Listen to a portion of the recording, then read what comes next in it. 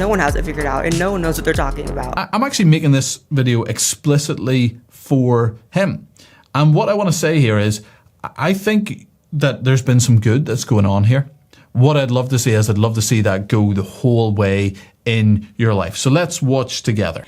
Y'all know I am the last person to ever deny that that is the way I was born, that I am still male, that I am still, by definition, a man. I don't care. Again, to me, the story of Jesus is that he transcended flesh. And what is all of this if not just how I've altered my flesh? And if there are Christians out there who feel like me being Christian is fake, or somehow, you know, I am not truly saved by God because I'm not feeling compelled to detransition, that is absolutely your right to feel that. I have no problem obeying. I have no problem doing that. But until I feel that, it is what it is. So this is getting into really the crux of the whole trans issue and what Blaire is called to do at this point. So let's unpack a little bit. So firstly, Jesus, quote unquote, transcended the flesh. That's what he says here. The answer to that is no, he didn't, right? Actually, it's very much the opposite. Jesus was pure spirit. He was the second person of the Trinity, remains so, of course, forever.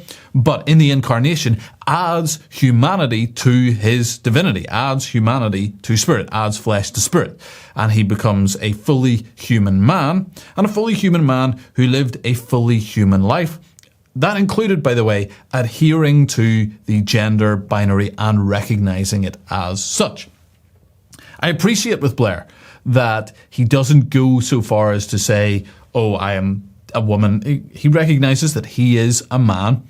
The problem is that that has outworking in your life.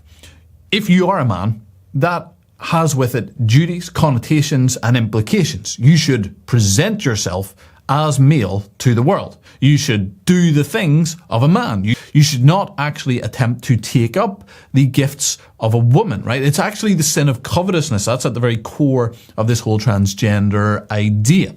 It's that you want something that you do not have, that God has not given to you, and you're saying, well, I want that for myself, and you get lots of work done to appear as a woman. So I'm glad that he recognizes that he is not a woman, but that needs to play out in his life. Furthermore, this idea of I don't feel called to detransition. This is a big problem from a discipleship perspective that I would want to get across to someone like this.